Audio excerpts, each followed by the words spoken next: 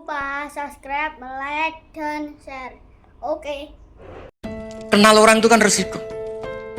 Mungkin dosen-dosen sini kalau kenal saya di Rembang juga resiko. Di sini nggak ada cium tangan melihat saya dosen, wah nggak enak jadi dosen. Jadi memang harus dibatasin.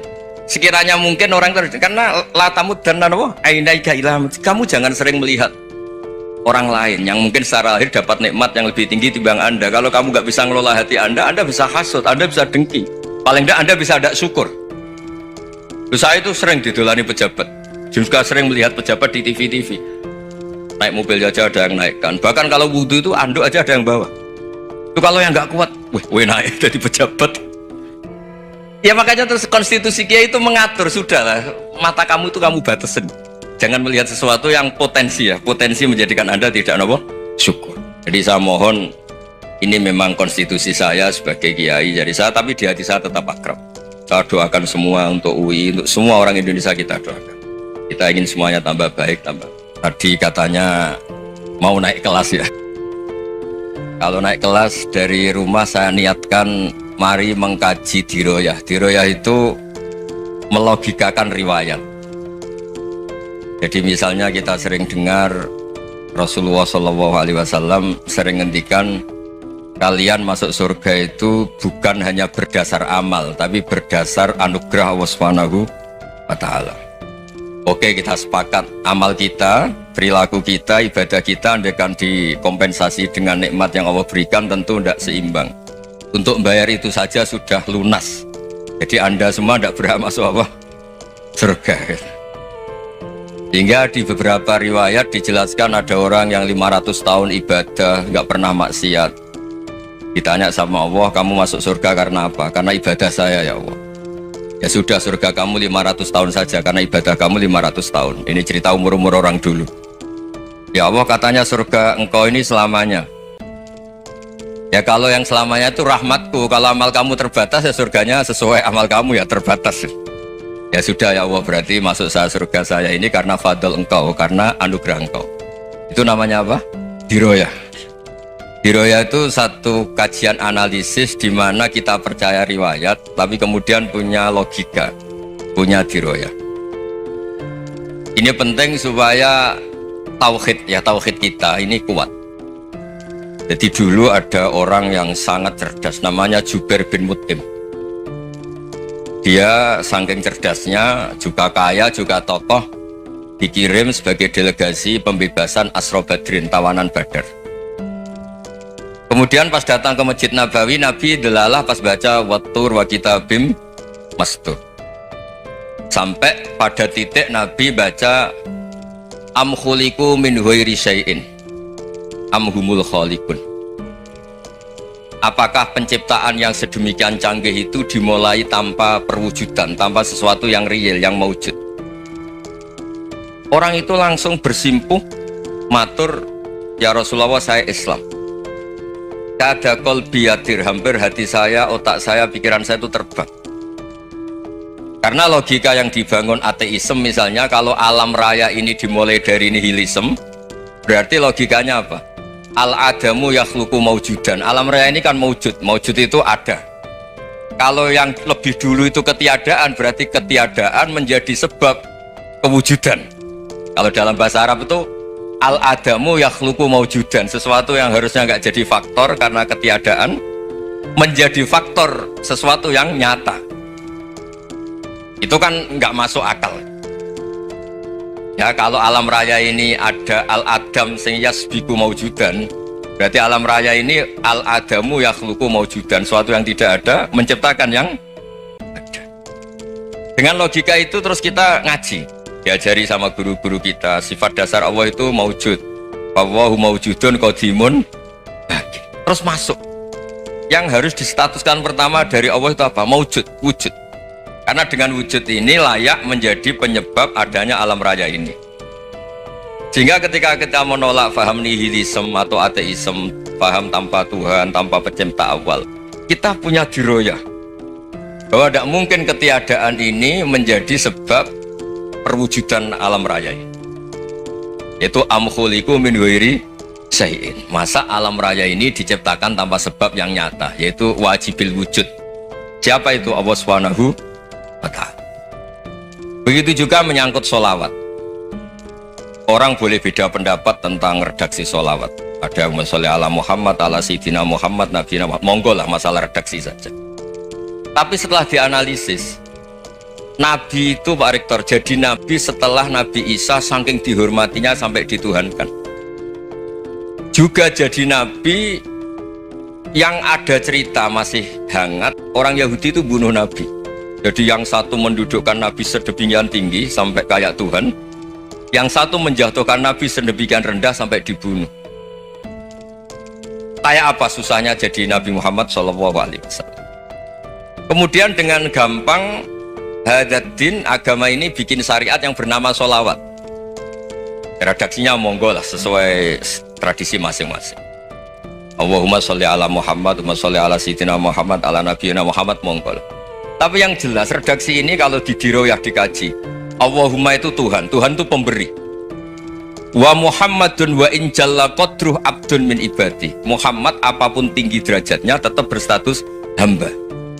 Sehingga agama ini terjaga oleh syihotus sholawat. Agama ini terjaga oleh redaksi sholawat, yaitu Allah tetap pemberi sebagai Tuhan yang gak tersaingi, la syarikalah. Rasulullah Muhammad wa in jalla qadruh, apapun prestasinya, bisa mi'raj, bisa apa saja, tetap seorang hamba yang butuh muhtajun ila rahmatih. Jika redaksi Allahumma sholli ala Muhammad ini mengukuhkan yang Tuhan tetap Tuhan, hamba pilihan tetap hamba pilihan. Tentu dengan redaksi ini kemudian kita mendudukkan Nabi benar-benar posisi terhormat, yaitu orang yang paling berhak dapat askat tahiyat, mendapat penghormatan Allah paling tinggi, yaitu Rasulullah Muhammad SAW. Dan itu diulang-ulang oleh Allah. Subhanalladzi asra bi abdi. Status hamba ini diulang. Lagi-lagi ini bernama diroyah. Bernama apa? Contoh ketiga misalnya fihi ayatum bayyinatum maqamu Ibrahim. Dulu orang Yahudi itu ada diskusi masif, syaratnya Nabi itu mbah-mbahnya harus Nabi, harus keturunan Nabi. Kemudian semua Nabi rata-rata di Palestina, di Syam. Lalu Muhammadnya asal-usulnya dari mana? Tahu-tahu orang Arab kok Nabi, padahal orang Arab itu dulu jahiliyah. Alhasil terus diceritakan bukti Muhammad ini turunan Ibrahim adalah ada jejak kaki Nabi Ibrahim di dekat apa? Ka'bah. Fihi ayatum bayyinatum maqamu Ibrahim. Kalau Nabi Ibrahim pernah di Mekah, artinya beliau pernah meninggalkan turunan yang di Mekah. Itu bernama Nabiuna Muhammadun sallallahu alaihi wasallam. Itu disebut fihi ayatum bayyinatum maqamu Ibrahim. Nah, itu namanya diroyah. Diroyah itu satu perilaku keseharian kita beragama, kemudian tahu logikanya. Yang keempat misalnya, mangkana yu'minu billahi wal yaumil akhir falyukrim apa? Jaro. Orang yang iman karena Allah dan Rasul maka memuliakan tetangganya. Andaikan pakai hukum sosial, tentu kalau tetangga kita baik, kita baik.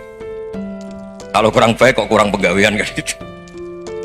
Tapi dulu itu pernah ada seorang ulama itu dibully ya, dikerjain sama anak muda tetangganya. Pak Kiai datang ke rumah saya, orang ini datang. Kemudian setelah di rumahnya, saya tidak jadi butuh sama Pak Kiai, silahkan pulang. Itu Kiainya senyum menikmati. Dan itu terulang 3 kali. Dibully seperti itu, dikerjain terulang 3 kali. Lalu tetap Kiainya tuh asik, seneng sekali.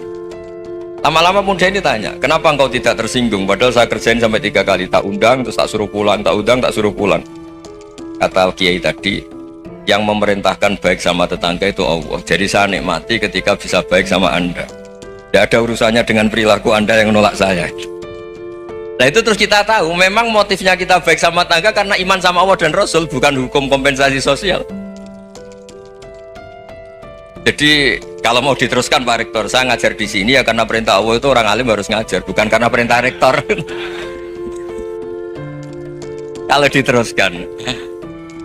Ya saya mohon juga gitu, para dosen, para karyawan di sini kalau nggak khianat dengan UI itu karena takut sama Allah, jangan takut sama rektor. Kalau Anda baik juga karena Allah, jangan baik karena apa? Rektor. Bagaimanapun ya semua kita ini makhluk. Makhluk itu la yadurru wa la yanfa. Begitu juga melihat Indonesia. Melihat saya ini kan ikut di UI itu lama sekali, ikut sama Profesor Zeni, dari Profesor Zeni nulis tafsir. Mungkin Pak Herso ya tahu banyak, dulu Pak Lutfi ya tahu banyak. Tapi saya memang nggak pernah terbuka karena ya memang nggak ingin sebenarnya. Kondisi ini kondisi darurat.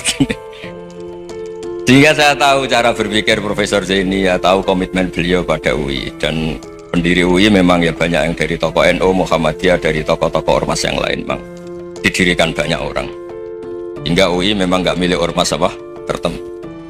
Dari satu sisi memang baik, nggak dikuasai ormas tertentu, tapi nanti kalau keterusan ya nggak berbentuk karena ya sudahlah dikelola saja, sambil jelas, sambil kadang nggak jelas, yang penting ikhlas tadi.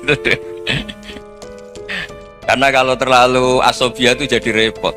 Kita ini yang nekuni fikih itu tahu kalau udah kuno itu madhabnya Hanafi, kuno itu madhabnya Syafi'i. Tahu-tahu seakan-akan Imam Syafi'i itu NU, Imam Abu Hanifah itu Muhammadiyah. Padahal ini orang-orang yang sebelum NU dan apa? Muhammadiyah. Jadi kalau kita yang nekuni ilmu itu biasa saja dengan perbedaan. Tapi kalau orang-orang yang nggak siap dengan perbedaan itu sampai Allah disifati Ta'ala itu tidak terima. Padahal Ta'ala itu maknanya Maha Luhur, yang Maha Agung. Jadi ada seorang kiai kebetulan pidato pertama Pak Rektor, Assalamualaikum warahmatullahi ta'ala wabarakatuh. Di mubalik kedua ini nggak terima karena itu dianggap bid'ah ada Ta'ala. Hanya dia bilang Assalamualaikum warahmatullahi ta'ala wabarakatuh. Itu saking asobiahnya itu Allah ditambahi Ta'ala itu tidak terima. Padahal Ta'ala itu maknanya Maha Agung.